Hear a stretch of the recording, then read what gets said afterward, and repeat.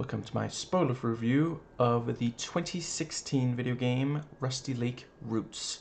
So there's a lot that's in this game that is similar or even the same as Rusty Lake Hotel, and I already did what I consider to be a fairly thorough review of that one, so this video will cover the areas in which they differ rather than me restating all that stuff. So the first one remains excellent.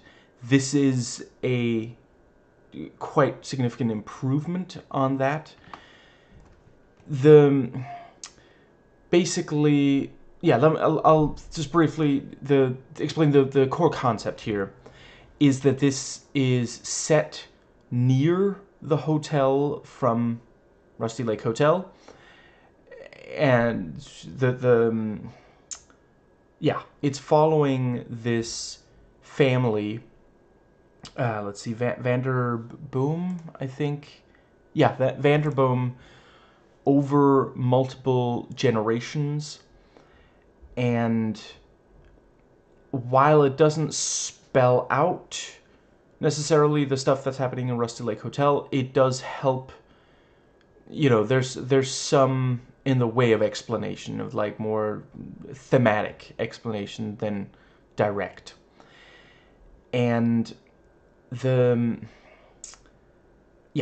thing I especially want to talk about is the pacing.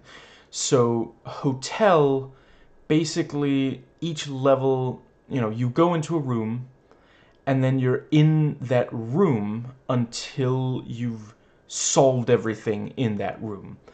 And that works well for there, which, yeah, this segues nicely into, I'm going to return to that, but one of the things that happened here is that the developers got more experience and they listened to player feedback, and that's how this one is, that's part of why this one is such an improvement.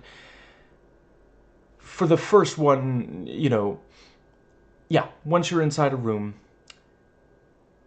everything, yeah, it's the fact that the rooms are bigger, the hotel rooms in Hotel are bigger than in some of the rooms in Roots. And also not every area in Roots is a room. But this means that they can pace it much more dynamically. So, yeah, some areas you spend some time in, similar to Hotel. Others are over with pretty quickly. And, yeah, just it helps with this feeling of, like, we're seeing a lot of significant events from the life of the various generations of the family. And yeah, some of those were fairly simple and straightforward, and some of them were more intricate, so yeah. And I think that pretty well covers that. Yeah, another thing is this, where Hotel is linear, it's yeah, the multiple consecutive nights. This one is non-linear, and yeah, over the course of it, there's this branching family tree, and you can choose what order to play the various levels that unlock, over the course of it. And each time, yeah, until you've completed one, one branch, I guess, yeah, yeah, they'll keep, each time you complete a branch, either it'll unlock the next branch on there, or you'll have completed that entire overall branch. And yeah, there's a great variety of puzzle types. The first one, it was primarily the hidden objects and then like some combinations and such. And here, there's symbol-based riddles, environmental interactions, emotional, psychological themes, and the challenges are more interactive and story-driven. And one thing I really found quite interesting, in the first one, you're essentially just playing as, you are taking on the role of someone who works at the hotel. The characters will speak directly to you rather than you seeing the character you're playing.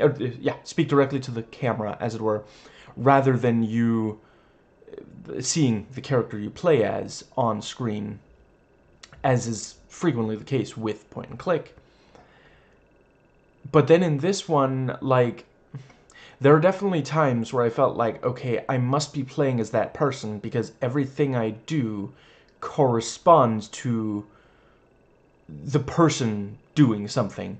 But then there were other times where I feel like that can't really have been the case. It seemed almost like I was this kind of omniscient, like, not really a character in the story, but almost like not quite a passive observer, but yeah, someone like, I don't know, maybe some kind of spirit, or yeah. And the shift between them was so subtle. I thought that worked rather well. And there are definitely times where one of those two things make sense, and other times where the other one. So I think they made a good choice there. And yeah, let's see. This one is more focused on story, and yeah, focuses on like the emotions felt, and the trauma of the generations of the Vanderboom family. And let's see,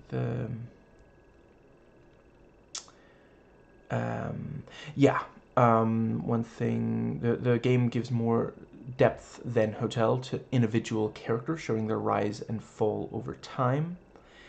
And yeah, where Hotel only takes place at the hotel, routes,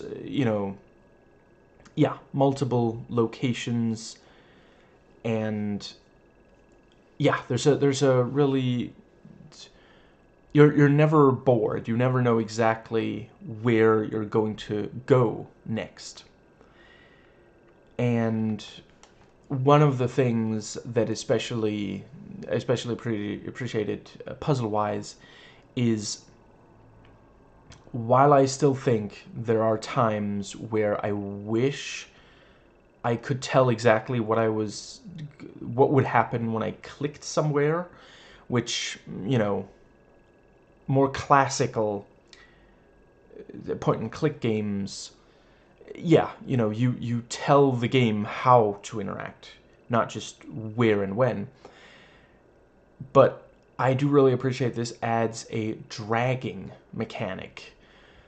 In the first one, it's always static. You can click on a thing, you could click on an item and then a thing, and that's basically, here, yeah, when you're in an area, you might be able to drag the camera to the sides, and a lot of the puzzles use the drag mechanic, and some are standbys, and that's not a point of criticism. That's, there is a what's the word?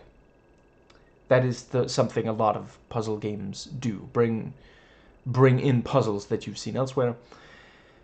There are, at one point I was basically coloring in a painting that had been done.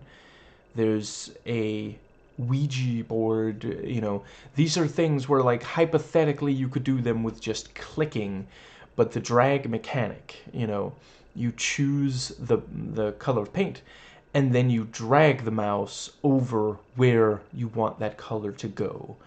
And the Ouija board, you actually do drag the little thing with the glass window over the various letters, you know.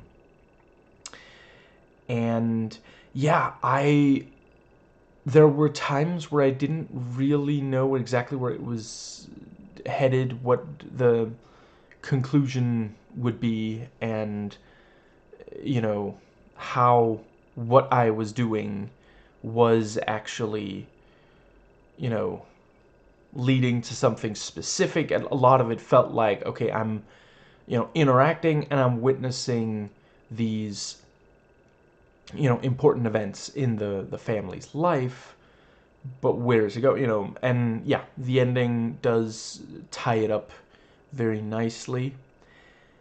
And yeah, the fact that some of these characters you follow, you know, from like childhood into adulthood, and basically you're seeing, you know, throughout their lives they're really struggling, you know, that worked quite well. And yeah, the developers continue to be really good at thinking of things that really poke at our anxieties and play with taboo. You know, there's a lot of it that's morbid, but some of it is also like gross or off-putting in another way. And yeah, just like they really know how to get to the player in a way that, you know, in part because a lot of the most messed up stuff in this is actually, you know, it's stuff you're doing, you know. You are the one actually making these, you know, terrible things happen. And yeah, just it works really well at like messing with you. This is one of those games, like it's far from the most like harsh out there, but if you feel like you might need a break, yeah, you know, go ahead and take a break. It gets really, really twisted at times, and I love it for it. Yes, that I should say. I now have the entire series of Rusty Lake, and it's probably going to be every third game I do because there's so many other games. I don't want to get bogged down on any one like series or type of game or that kind of thing. But yeah, every 3 weeks or so until I've done all of them. I think, actually, instead of me thinking, I will real quick find. So there are, I swear it won't take forever for me to have this. Let's see, there are 9. Yeah, there are 8 left now. So, yeah. Hope you will come back to see the rest of them.